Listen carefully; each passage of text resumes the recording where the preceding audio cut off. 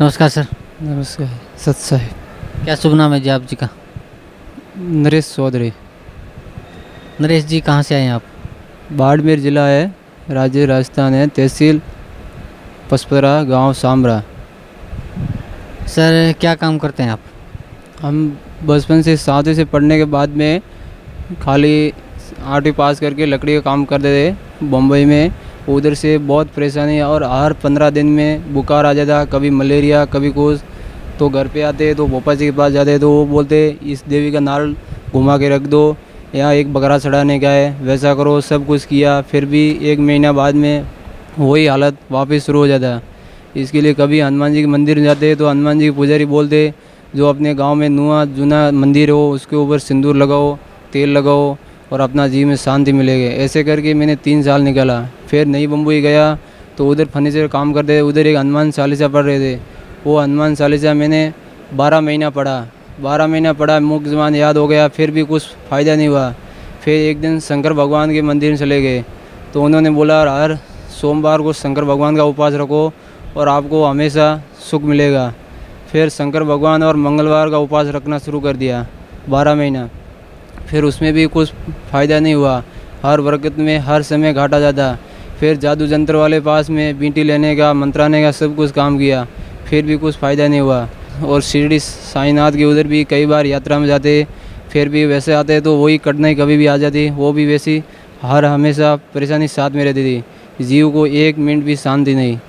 फिर ऐसा करके हम लोग परेशान हो गए। तो ऐसे मेरा एक दुकान था फर्नीचर का और उधर हर साधु आते थे, उनको पूछते थे कि जो हर साधु संत महात्मा बोलते हैं 2.5 अक्षर पढ़े सो पंडित होए, पोती पढ़ पढ़ के जग मुआ, इसका मतलब क्या होता है और ये कहाँ मिलेगा?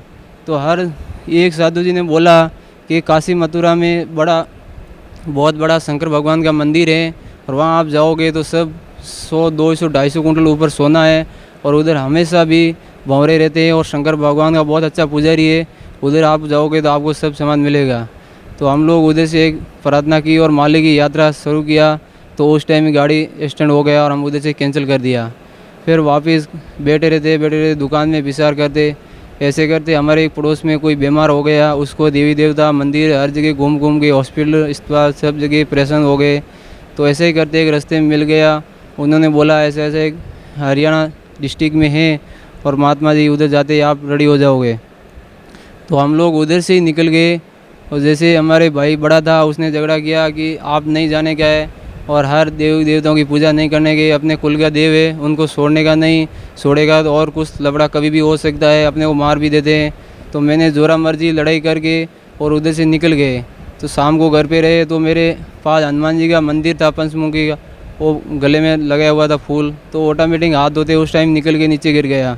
तो मेरे मामेड़ा भाई था, उसको बोला भाई क्या करने का इसको? तो उसने बोला ये रख दे एक जगह, कोई बात नहीं, वो जो मालिक करेगा वही होता है।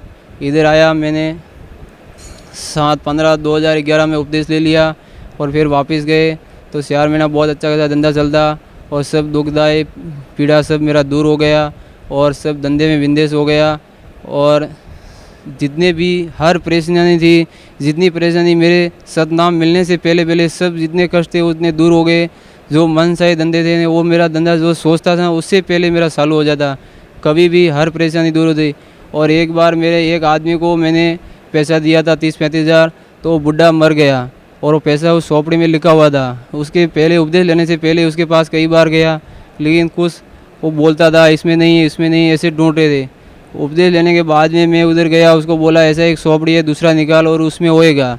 तो उसने बोला कि ऐसा एक ये चौपड़ी है, तो दूसरा चौपड़ी निकाला तो उसमें वैसे ही वैसा उसके बाप के हाथ से लिखा हुआ मेरे को बोल दिया कि भाई तेरा पैसा इतना है और अभी नहीं बाद में लेके जाना। मैं बोला कोई बात नहीं ठीक है, जो कुछ है वो मालिक ने लेर किया। और अभी 3 महीने से पहले मेरा भाई गांव आ गया बड़ा और मैं उधर बॉम्बे था, काम कर रहा था। एक जंगल का घाटी था, अपने रूम से लगभग 60 किलोमीटर दूर पड़ रहा था। उधर मैं स्लाइडिंग फर्नीचर का काम कर रहा था। रात को 10:30 बजे और ऐसे आत्मा के अंदर घबराहट आया कि आज कुछ तेरा होने वाला है और तू जल्दी छुट्टी करके रूम पे चले जा। फिर भी मैंने सोचा कोई बात नहीं है, जो है वो मालिक का साथ है।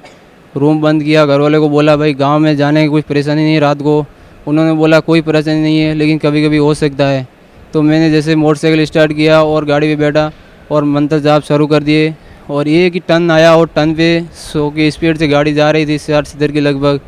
तो वैसे ही टर्न से ब्रिज से गाड़ी नीचे कूद गई 20 फुट की हाइट से, और आगे बहुत बड़े बड़े डगर थे और डगर के अंदर जाके ऑटोमेटिक वैसे ही गाड़ी फंस गई।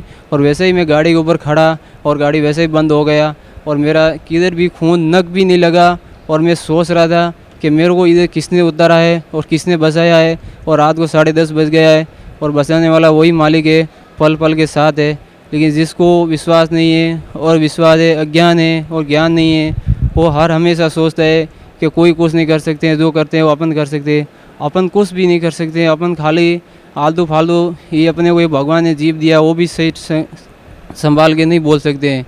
तो वैसे ही ब्रिज से बाहर निकलता लटक फटक करके निकला तो एक गाड़ी आया रात को 11:30 बजे, उसने वो रोक के फिर मेरा मोटरसाइकिल उसने बाहर निकाला। आधा घंटा परेशान किया।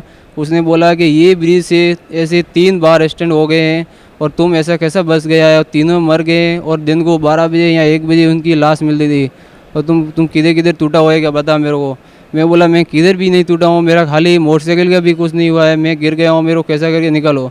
तो उसने मेरे को कैसा भी करके 15 मिनट के अंदर बाहर मोटरसाइकिल निकाल के दे दिया। ऐसा करके एक बार मैं घर पे आया तो रात को हाथ धो रहा था, बाहर मटके के अंदर पानी ले रहा था, तो वैसे ही एक सांप बैठा था ऊपर और मैं पानी ले रहा तो मेरे को कुछ नहीं हुआ। वैसे ही मैं खाना खा के रूम पे सो गया तो एक हॉल के अंदर नीचे सोया था और एक बिच्छू आया था मेरे बाजू में बहुत बड़ा, वो मेरे बाजू में हो के और टेबल के ऊपर पानी रखा था और टेबल के ऊपर सड़ के और लोटे के अंदर जाके मर गया। और उसके बाद में मैं एक दिन मार्केट में जा रहा था, एक दोस्त लोग मिल गया।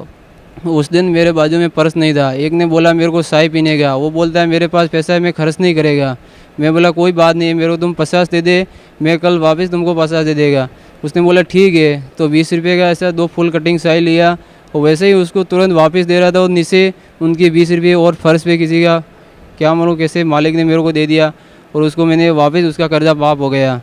ऐसा करके एक दिन कोई किसी कारण से मोटरसाइकिल दूसरा लेके चला गया, मेरे पास साइकिल था और फ़ोन रिचार्ज करने नहीं था। तो उसके बाद में वैसे ही साइकिल लेके आया और रिचार्ज का दुकान बंद था और वापस मोड़ा तो आगे का टायर निकल के नीचे गिर गया। हर पब्लिक सब हंस के बोल रहे हैं तुम कैसा बच गए और इधर आके टायर तेरा नीचे कैसा गिर गया और पहले क्यों नहीं स्टैंड हुआ और पहले तुम नीचे क्यों नहीं गिरा। सर, परम संत सतगुरु रामपाल जी महाराज से नाम उपदेश लेने के बाद आपको कई बार जीवन दान मिला और आपकी आर्थिक स्थिति भी ठीक हो गई, तो भक्त समाज को क्या संदेश देना चाहते हैं आप? हम भक्त समाज को यही समाज देते हैं कि जितने ही जहाँ भी ये रेतीला स्थान है और जितनी भी पृथ्वी है, इस कोई भी कोने पे इस हर आप कला के गुरु मिलेंगे, हर ज्ञान के गुरु मिलेंगे, हर चीज़ के और हर शिव के बारे में गुरु मिलेंगे। लेकिन इस मिट्टी का गुरु इस पृथ्वी पे आपको सतलोक आश्रम यहीं मिलेगा बरवाला में, दूसरा कहाँ भी नहीं मिलेगा। आप जहाँ भी पृथ्वी ढूंढ ढूंढ के थक जाओगे फिर भी आपको यहीं मिलेगा। मेरा करते का कारण यही है कि मानव दुर्लभ नहीं मिलता है, बार बार इसको एक बार मिलता है, लेकिन इसके पच्चू के मापक नहीं घुमाने का है। और आप यहाँ आवे और बंदी छोड़ के शरणों में और आप